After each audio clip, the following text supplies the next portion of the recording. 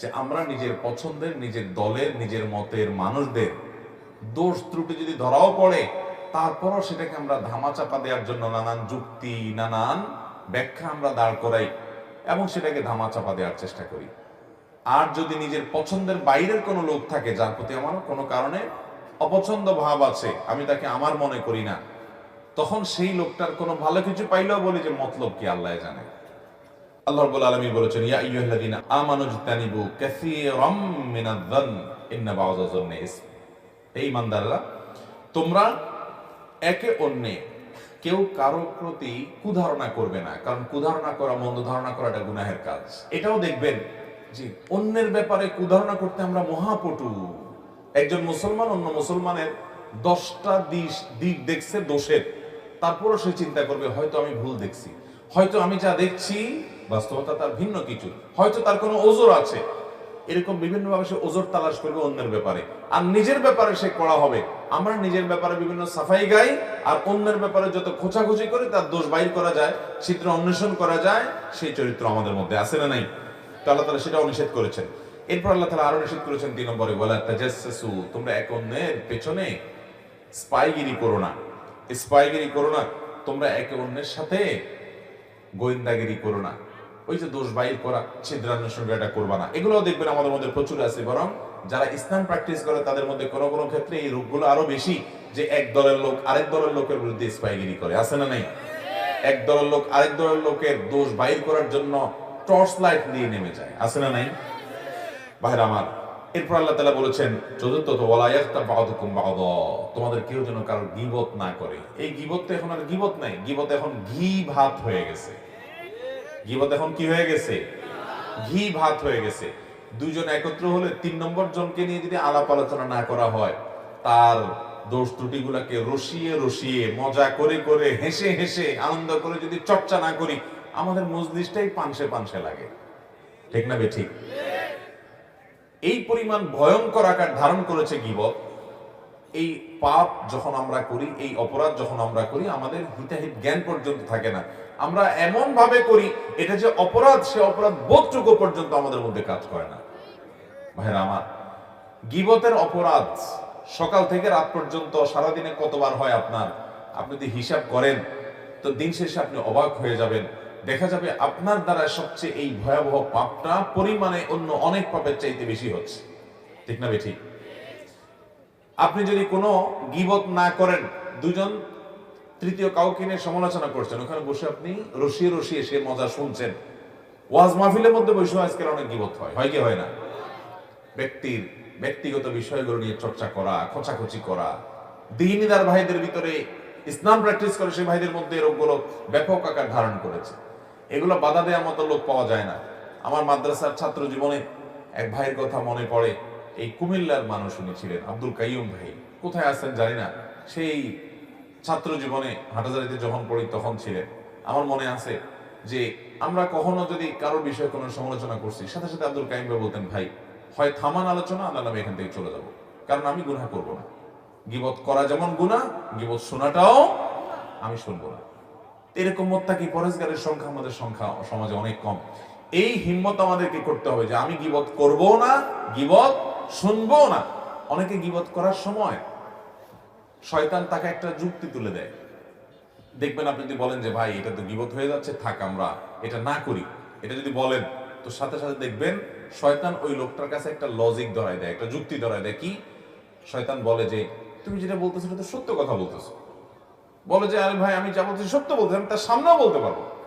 তো সামনে যদি বলতে পারো, তুমি সামনেই বলো, পিছনে আর বলবা না। ইসলাম চায় মানুষের সামনে দোষটা বলো আর পেছনে গুণটা বলো। সামনে গুণ বললে সে পাম্পট্টি পেয়ে ফুলে যাবে, অহংকারী হয়ে যাবে। এই জন্য গুণটা বাহিরে বলো, অন্যজনের কাছে বলো, সে তার প্রতি ভালো ধারণা করবে, সামাজিক সম্প্রীতি তৈরি হবে। আর দোষগুলা পেছনে বললে অন্যরা তার প্রতি কুধারণা করবে, খারাপ ধারণা করবে, সম্পর্ক নষ্ট হবে, সামাজিক সম্প্রীতি বিনষ্ট হবে। বরং দোষের কথাটা ওই লোকটার সামনে বললে সে নিজে সংশোধন হয়ে ভালো মানুষ হতে পারবে। এই জন্য ইসলাম বলে সামনে মানুষের দোষের কথাটাকে সুন্দরভাবে, খুব বিনয়ের সাথে এমন ভাবে উপস্থাপন করো যাতে তিনি রাগ না হন। তার ভুলটা তিনি বুঝতে পারেন, সেইভাবে তুমি চমৎকার ভাবে তার সংশোধন করো। সামনে দোষটা সামনে বলো, আর গুণটা পেছনে বলো। সামনে গুণ বলবা না, সামনে গুণ বললে সে অহংকারী হয়ে যাবে। মুখের সামনে যে প্রশংসা করে, নবী সাল্লাল্লাহু আলাইহি ওয়াসাল্লাম বলেছেন তার মুখের উপরে মাটি মারো, কারণ সে তোমাকে অহংকারী করে দিচ্ছে। প্রশংসা করলে সে পেছনে করবে, আর দোষটা সুন্দর করে বিনয়ের সাথে সামনে বলবে। আর আমাদের নেচার হয়ে গেছে, অভ্যাস হয়ে গেছে, প্রবণতা হয়ে গেছে উল্টা। আমরা মানুষের সামনে পাম পড়তে দিই, বলি মুফতি সাহেব মাশাআল্লাহ, আপনার ওয়াজ শুনলে ভাই দিলটা জুড়ায় যায়, সুবহানাল্লাহ, কেমনে পারেন ভাই এরকম, মাশাআল্লাহ মাশাআল্লাহ। আর ওই পিছনে আরেকজন কাছে বলে, তা বেটা কোন কিছু জানে বোগাস। সামনে আসলে আমরা পাম পড়তে দেই, আর পিছনে গেলে বাঁশ দেই, ঠিক না বেঠিক? এটা কোনো মুসলমানের চরিত্র হতে, মনে রাখবেন। আপনার নফল নামাজ, নফল রোজা, নফল দান সাদকা, জিকির আজকার, কোরআন তেলাওয়াত, এগুলোর চাইতে বহুগুণ বেশি মিজানের পাল্লায় ওজনই হবে আপনার এই আখলাকগুলো, আপনার এই নেচার এবং চরিত্রগুলো। আমি সমাজে বহু নামাজি দেখি, আমি বহু দাড়িওয়ালা দেখি, আমি বহু টুপিওয়ালা দেখি, আমি বহু সহি আকীদাওয়ালা দেখি, আমি বহু সহি আমলওয়ালা দেখি, আমি বহু সহি চিন্তাওয়ালা দেখি, সহি মানহাজওয়ালা দেখি, অনেক দিক থেকে ভালো গুণ দেখি মাশাআল্লাহ।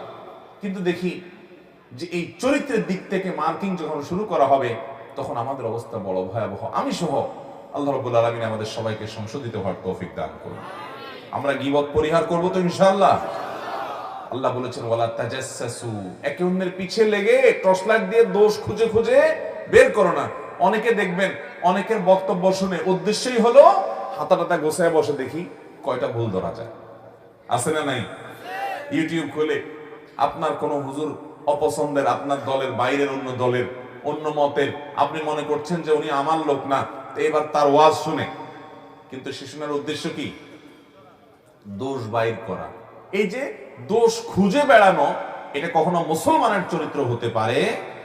দোষ নজরে আসছে সেটা কারেকশন করা ভিন্ন জিনিস, কিন্তু ঘোটায় ঘোটায় ঘোটায় ঘোটায় দোষ আবিষ্কার করার জন্য আমাদের বহু বক্তব্য আছে, অনেক লোক শুনে, এবং সেই শোনাটা দোষ ধরার জন্য শুনে, এবং এত বেশি শুনে আমি নিজেই অবাক হয়ে যাই যে আমি নিজেও তো আমার নিজের বক্তব্য এতবার শুনিনি। সুবহানাল্লাহ, এই লোক কত আল্লাহওয়ালা যে এতবার শুনে ফেলছে।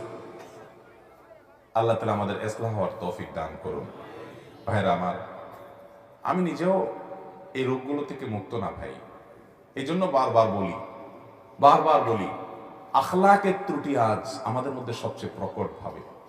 আমরা আলেম হই, অনেকে বক্তা হই, অনেক ভালো ভালো আলোচনা করি, অনেক সুন্দর সুন্দর মাসলা মাসাইল দিই, অনেক মিষ্টি মিষ্টি কথা বলি, কিন্তু দিন শেষে আমি হয়তো কারোর পেছনে লাগি, কারোর দোষ চর্চা করি, কারোর দোষ আবিষ্কার করার চেষ্টা করি। ডক্টর খন্দকার আব্দুল্লাহ জাহাঙ্গীর রহমানের একটা কথা মনে পড়ে। স্যার বলতেন যে আমরা নিজের পছন্দের, নিজের দলের, নিজের মতের মানুষদের দোষ ত্রুটি যদি ধরাও পড়ে, তারপরও সেটাকে আমরা ধামাচাপা দেওয়ার জন্য নানান যুক্তি, নানান ব্যাখ্যা আমরা দাঁড় করাই এবং সেটাকে ধামাচাপা দেওয়ার চেষ্টা করি। আর যদি নিজের পছন্দের বাইরের কোনো লোক থাকে, যার প্রতি আমার কোনো কারণে অপছন্দ ভাব আছে, আমি তাকে আমার মনে করি না, তখন সেই লোকটার কোনো ভালো কিছু পাইলেও বলি যে মতলব কি আল্লাহ জানে, কাজটা ভালো ঠিক আছে, কিন্তু এর মতলব কি আল্লাহ ভালো জানে। আমরা তার কোটি কোটি দোষ বাইর করার চেষ্টা করি, এর মাধ্যমে আমরা মনে করি ইসলামের খেদমত করি। স্যার বলেছেন না, এর মাধ্যমে আমরা আমাদের নফসের পূজা করি, ইসলামের খেদমত মোটেও করি না। নিজের পছন্দের দলের লোকের ভুল বিচ্যুতিগুলো আমাদের কাছে কোনো বিষয় না, ব্যাখ্যা আছে সেগুলো। আর অন্যের ভালো কিছু পাইলেও সেখান থেকে তিল পাইলে সেটাকে আমরা তাল বানানোর চেষ্টা করি, আছে না নাই? ভাইরা আমার, আপনি আপনার দলের, আপনার মতের কয়জন আলেমের ভুল বিশ্লেষণ করেছেন আজ পর্যন্ত বলতে পারবেন? ভিন্ন মতের বহু আলেমের বিরুদ্ধে আপনি বিরাট বিরাট গবেষণা বের করেছেন, সেটা তো জানি। তা আপনার চিন্তার, আপনার বন্ধু বান্ধবের বিরুদ্ধে এরকম কয়টা গবেষণা করেছেন? নিজের বিবেককে জিজ্ঞাসা করেন, আপনি কি নফসের পূজা করছেন না আল্লাহর আনুগত্য করছেন? আল্লাহ তাআলা আমাদের সবাইকে সুন্দর চরিত্রবান, সুন্দর আদর্শবান মানুষ হওয়ার তৌফিক দান করুন। ভাইরা আমার, তো এই জন্য সূরা হুজুরাতের তৃতীয় আলোচিত বিষয় হলো যত মন্দ চরিত্র আছে সেগুলো থেকে পরিচ্ছন্ন করে একজন মানুষ নিজেকে জান্নাতি মানুষের উপযোগী করা।